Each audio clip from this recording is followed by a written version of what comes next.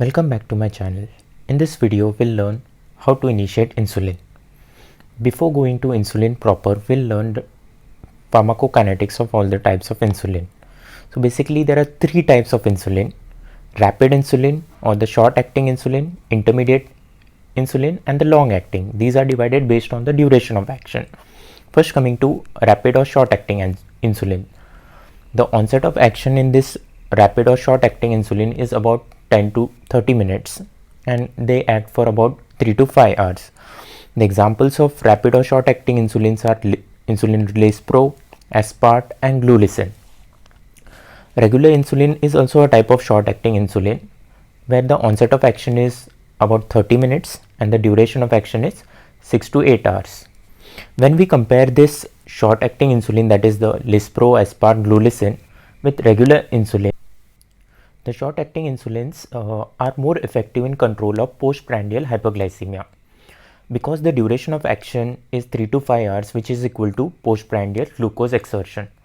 So these are best for postprandial sugar control. This should be given with each meal to cover the postprandial hyperglycemia.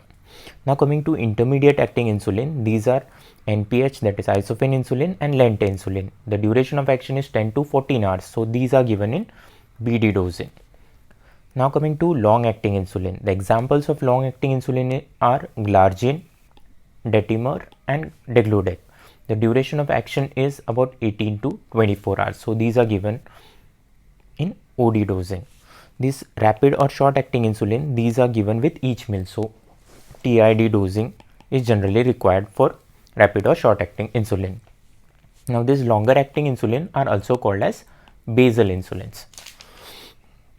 Now coming to how to start insulin. The first step in starting insulin is basal bolus regimen. Now when we start basal bolus regimen, particularly in type 2 diabetics, when the patient's HbA1c is not controlled on oral hypoglycemic agents and the target HbA1c remains above 9.5, then that is an indication for insulin therapy. Also in patients with persistent symptoms of hyperglycemia or patients having persistent weight loss due to hyperglycemia, etc., insulin to be initiated. Now when we initiate insulin, the step 1 is basal only regimen. What is basal only regimen? Here we give only the basal insulin. The basal insulins are either Glargine, Detimar, Degludec. However, we can use this intermediate acting insulin with twice daily dosing as a basal insulin. Now, how to initiate this basal insulin? We either start as 10 units or 0.1 to 0.2 unit per kg. Then we titrate the insulin, either up titrated or down titrated by 2 units every 3 to 7 days based on fasting sugars. Now when the patient is on basal only regimen, OHS can be continued except sulfonylurea, because sulfonylureas are secretagogues. They can cause hypoglycemia when given with basal only regimen. When the patient's target HbA1c is not achieved with basal only regimen, we switch over to basal plus regimen. What basal plus regimen means is that we give a basal insulin, along with that we give a single meal insulin. The meal which is chosen is the one which has highest postprandial glucose rise.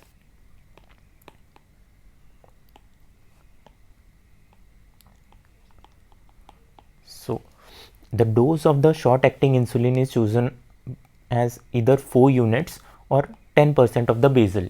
Then we up titrate it based on the patient's postprandial sugar levels. If even with the basal plus regimen, if sugars are not controlled, then we go to the step 3, that is basal bolus regimen. That is, we give a basal insulin, along with that every meal we give extra insulin. That those are short acting insulin. To know the dosage for basal bolus regimen, we have to know something known as TDD of insulin. TDD is calculated as 0.3 to 1 unit per kg. So based on patient's weight, if we get the total units required as 60, then we divide it into 50% into basal and 50% as short acting.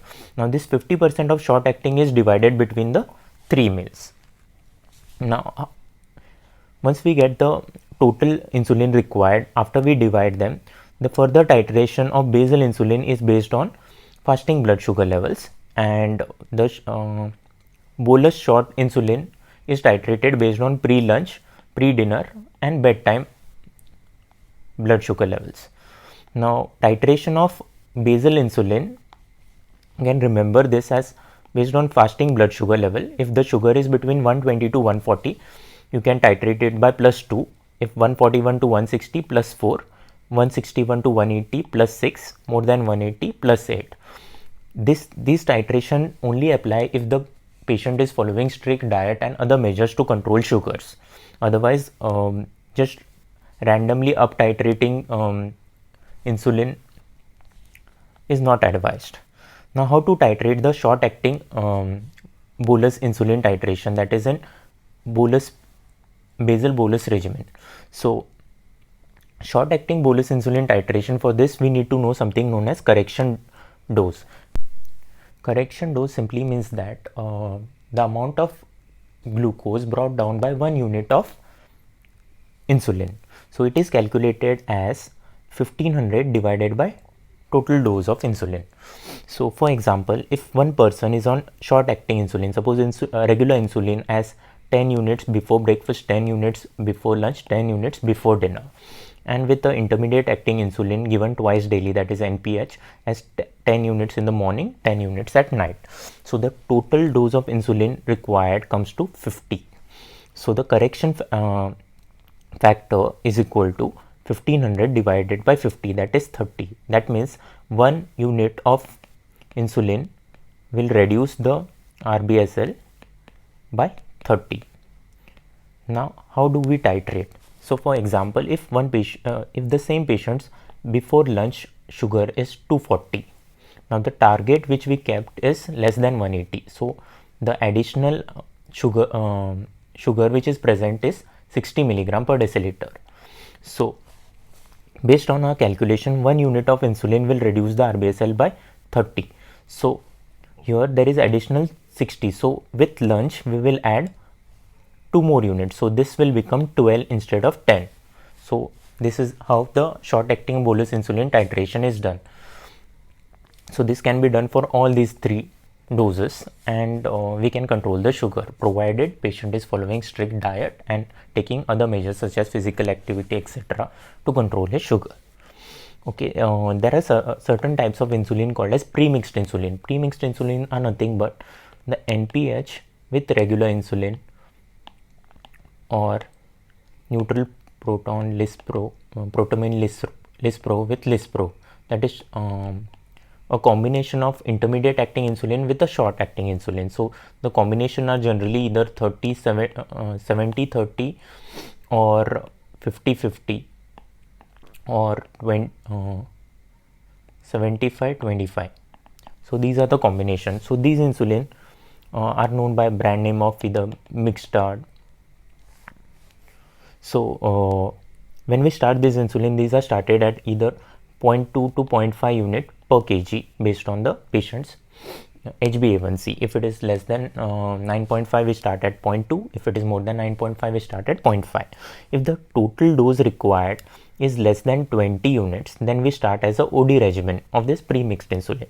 If the total dose required is more than 20 units, then we start as BD regimen. Usually we initiate with either 30-70, that is 30 regular, 70 NPH, or 25-75.